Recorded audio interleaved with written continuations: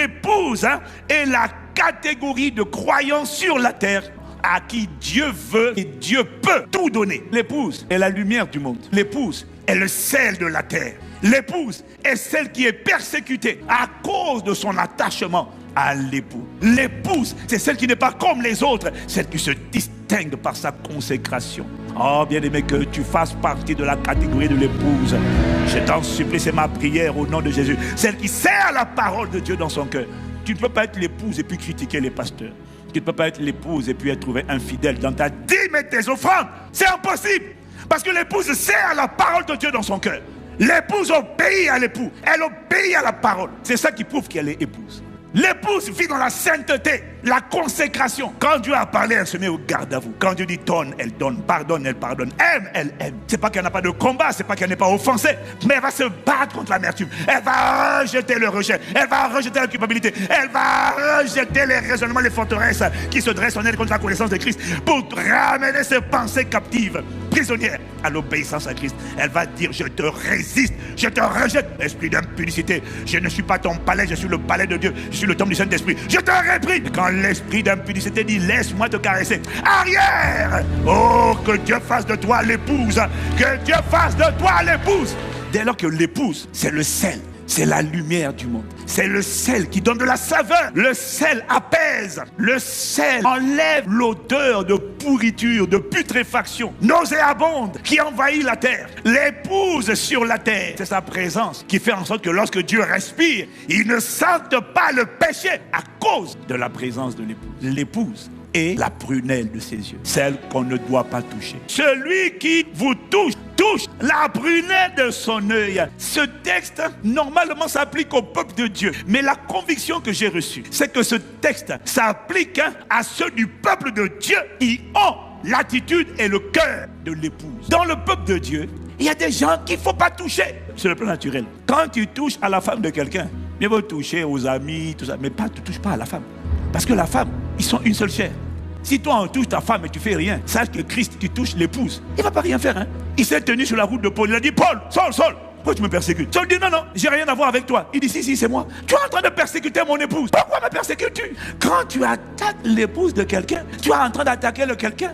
Maintenant, si le quelqu'un est quelqu'un, tu es en train d'attirer les palabres. On ne touche pas l'épouse. Quand un croyant a le cœur, l'attitude de l'épouse, fais attention. Il n'a même pas à se venger. Dieu dit, écarte-toi. À moi la vengeance, à moi la rétribution. Laisse agir ma colère. Tu dois faire attention à qui tu choisis de combattre. Ne combats pas quelqu'un qui est amoureux de Dieu. Dieu a beaucoup de mendiants et de quémandeurs.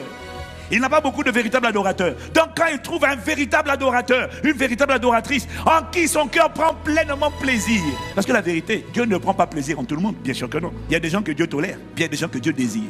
David était un homme selon le cœur de Dieu. Dieu a dit 3 choses. C'est l'homme selon mon cœur. Il est mieux que Saül. 3, c'est lui que je désire comme roi. Il n'a pas dit ça pour Saül. Pourtant, il a établi Saül roi. Mais il ne l'a pas désiré dans son cœur. Que Dieu fasse de toi quelqu'un qu'il désire. Parce que quand Dieu te désire, Dieu est engagé lui-même avec toi.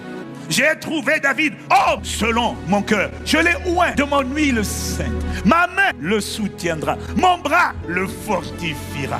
L'ennemi ne le surprendra point. Le méchant ne l'opprimera pas. J'écrabouillerai devant lui. Je vais écraser et aplatir ses adversaires. Et ceux qui le haïssent, je vais les frapper. Ce texte s'applique à toute personne qui est remplie et qui est conduite par le Christ, le Saint-Esprit. Il y a des prophéties qui accompagnent ma vie et ta vie. Dès lors que Dieu prend plaisir en toi, il dit, j'écraserai devant lui ses adversaires. Voilà pourquoi quand quelqu'un veut ton adversaire, tu dois le supplier de dire non, ne me combats pas. C'est-à-dire que quand tu as le cœur de l'épouse, tu n'as pas à te battre, tu n'as pas à te défendre, tu n'as pas à te justifier. Dieu rentre dans la partie pour toi. J'ai dit, Dieu rentre dans la partie pour toi.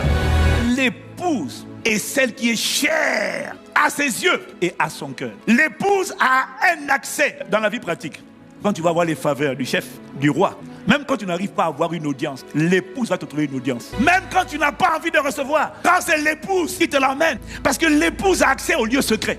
Les conseillers, même les ministres ont accès à la salle d'audience. L'épouse est la seule à rentrer dans la salle de bain. L'épouse est la seule à le voir comme il est. L'épouse a des prérogatives et des privilèges. Bien-aimé, il m'a dit de te dire, sois conscient de ton pouvoir d'accès.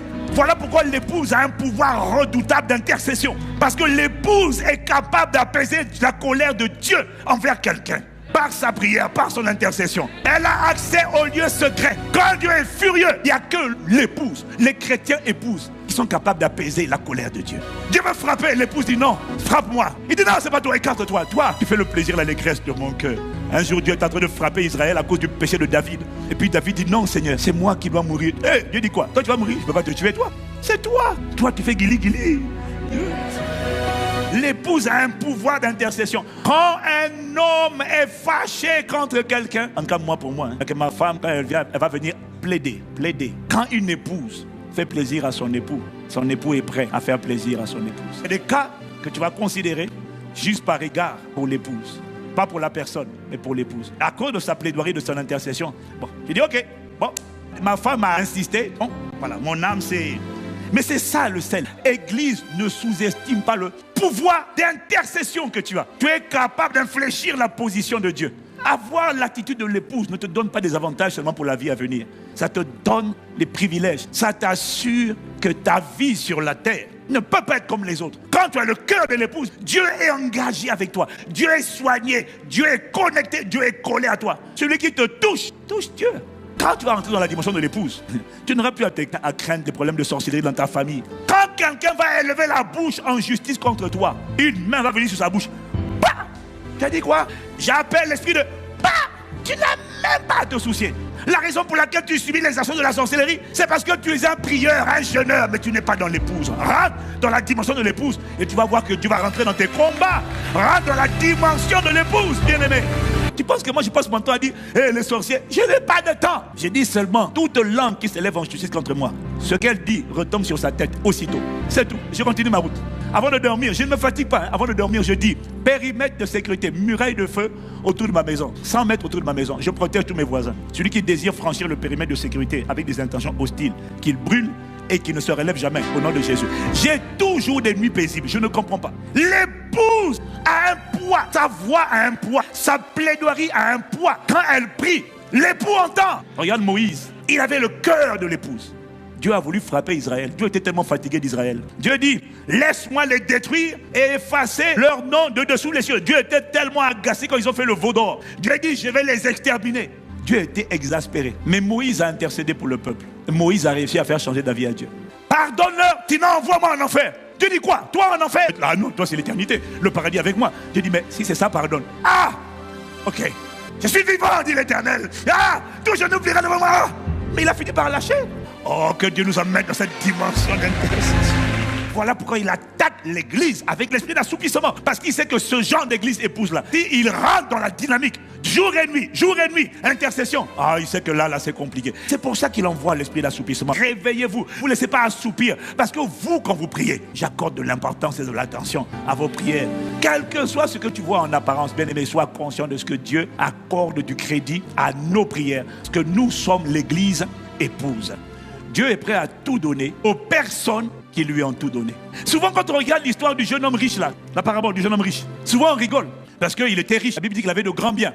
Et puis quand on lit ce texte, on dit hey, Jésus lui dit va, vends tout ce que tu as, donne-le aux pauvres et puis viens et suis-moi. La Bible dit que cet homme est devenu triste parce qu'il avait de grands biens. Et nous quand on lit l'histoire, on dit ah, tu as raté la visitation de Jésus comme ça. Mais la vérité, c'est que toi et moi, on aurait été dans le même cas que lui. Jésus dit va, vends tout, donne-le aux pauvres et suis-moi. 99% d'entre nous auraient agi comme le jeune homme. Tu me demandes de tout donner comme ça? Mais si tu donnes tout, je vais tout perdre. Mais non, il ne peut pas te demander de tout donner pour te faire tout perdre. Non, quand Dieu veut tout donner, il va le donner à quelqu'un qui a tout donné. Parce que quelqu'un qui a tout donné est quelqu'un qui n'a plus rien. Quelqu'un qui a tout donné est quelqu'un qui n'a plus d'idole, il n'a plus de concurrent, il n'a plus de trésor dans le cœur. Chacun d'entre nous a des trésors. Le trésor dans le cœur, c'est cette chose-là. Ça peut être une habitude, ça peut être une chose. Quand Dieu pointe ça du doigt, tu m'aimes, je sais. Mais il y a des degrés dans l'amour. Je sais que tu m'aimes. Mais face à ça, là, devant ça, l'amour, pour moi, là, vient en deuxième. C'est une idole. Alors tu vas te dire, donne ça. Le Isaac, là, donne, sacrifie-le. Si Dieu te demande de tout donner, c'est parce qu'il a l'intention de tout te donner, mais multiplier. Le pasteur Ivan n'est pas en train de te dire, donne tout à ICC. Non, c'est pas ce que je suis en train de te dire. Ce que j'essaie de te dire, c'est que chacun d'entre nous a des trésors. Il y en a, c'est des habitudes. Il y en a d'autres, c'est des relations. Il y en a d'autres, c'est l'argent. Il y en a d'autres, c'est la réputation. Il y a chacun de nous a des trésors. Ça peut être un plan de carrière. Ça peut être une ambition personnelle. Il y a des choses que tu veux faire. Tu as le projet. Et puis Dieu a vu ton projet. Et il voit la pensée que tu as dans le cœur. Et puis il dit, je sais que si tu fais ça va marcher. Je sais. Donne-moi cette idée. Donne-moi ce projet. Renonce à ça. Occupe-toi de mon œuvre. Occupe-toi des âmes. Cherche mon royaume. Cherche ma justice. Ne cherche pas ça. Je sais que tu en as besoin. Je sais que tu veux donner un héritage aux enfants de tes enfants. Je sais. Je comprends. Mais laisse ça. Occupe-toi d'abord de mon œuvre. Mais ça, c'est un sacrifice. Mais j'ai découvert une chose. Quand tu renonces, tu acceptes de tout donner. Ça te coûte. J'ai découvert que tu vas rentrer dans la dimension où Dieu va faire en sorte qu'en tout temps, il y ait toujours des gens qui viennent te donner. En fait, c'est Dieu qui te donne. Mais un jour, quelqu'un se lève.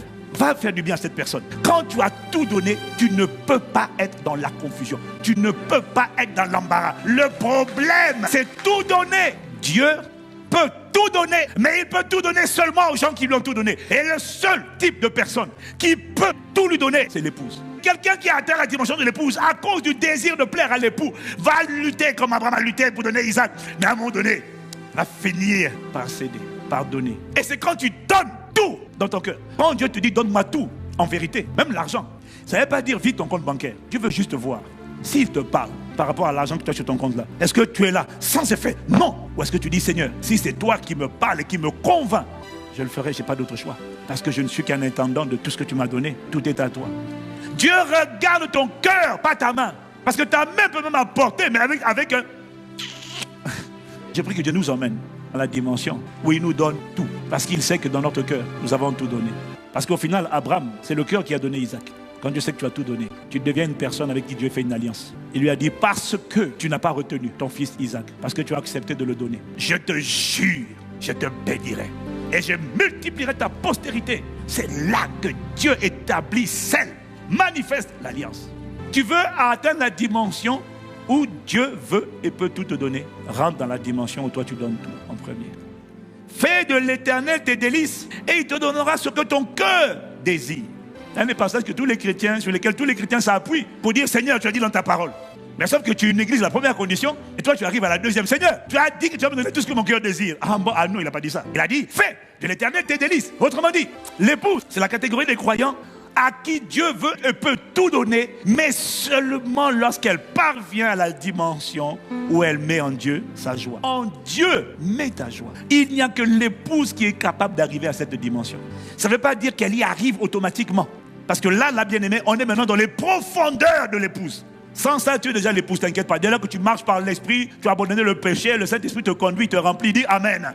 Mais là, on parle d'une dimension supplémentaire qui nous emmène à voir la manifestation des désirs secrets de nos cœurs. Ce pourquoi on n'a même pas prié. Mettre sa joie en Dieu, c'est atteindre la dimension où Dieu est la source de ma joie. Et dès lors que le Père est content, je suis content, quel que soit l'état de ma propre vie. Aïe, tu es dans la joie. Et quand tu es dans la joie, toi tu es dans la joie. Indépendamment de ce qui t'arrive.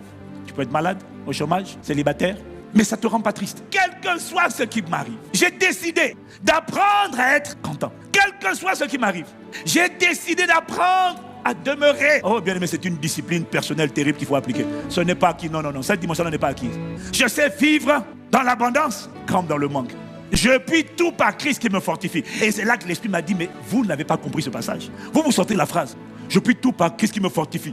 Je peux aller à l'école, je peux réussir les études, je peux me marier. Mais il m'a dit, regarde le texte dans son contexte.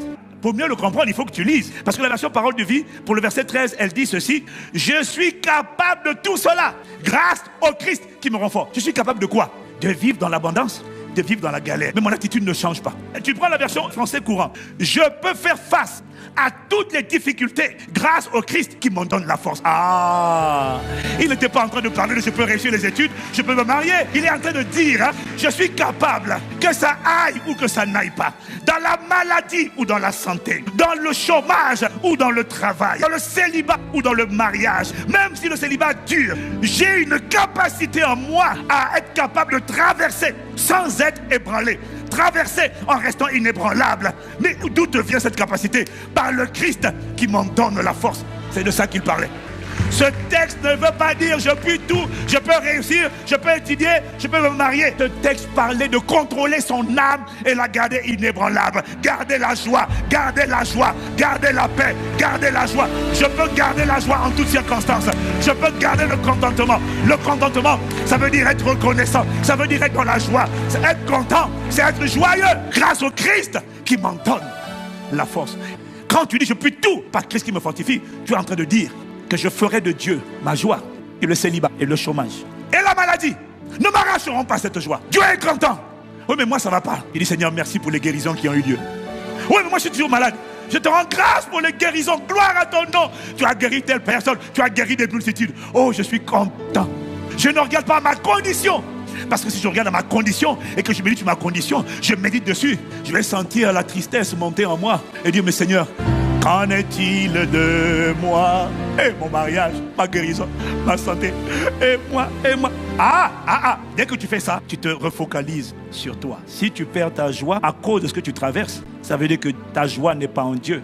Ta joie est dans le mariage. Ta joie est dans le travail. Ça veut dire que tu ne peux pas atteindre la dimension de fait de l'éternel. Tes délices et t'accorderas ce que ton cœur désire. Ce que ton cœur désire, il ne te le donnera pas. Parce que tu n'es pas qualifié. Ce texte n'est pas pour toi. Lorsque tu décides, quelle que soit ma condition, je vais faire ta volonté et je vais me réjouir de ta volonté. Je me réjouirai avec ceux qui se réjouissent. Qu'il y en a qui pleurent, je pleurerai avec ceux qui pleurent. Qu'il y en a qui sont bénis, je vais dire yes Seigneur, merci. Et quand elle envoie le marché, elle me dit et toi alors? Je dis je suis content parce que Dieu est en train de se manifester, parce qu'il est en train d'accomplir sa volonté. Alors mon âme est dans la joie. Je renonce à moi, je me focalise sur lui. Quelle que soit la condition dans laquelle je suis, je ne perds pas de vue qu'il m'a donné l'essentiel. Un héritage riche et glorieux qui ne peut se flétrir ni se corrompre. L'éternité, la vie éternelle, l'enlèvement, la résurrection m'attend, les noces de l'agneau m'attendent, le règne millénaire m'attend et le règne éternel avec lui. Au siècle des siècles m'attend. Il n'y aura plus de pleurs, plus de douleurs, plus de maladies, plus de souffrance. C'est quoi 80 ans, 90 ans sur la terre? Souffrir, c'est pas grave. Je suis conscient de ce que j'ai un héritage tellement plus glorieux. Et c'est ça qui me rend joyeux. C'est ça. Je refuse de limiter ma joie à ma condition. Lion de Juda, mes sources sont en toi.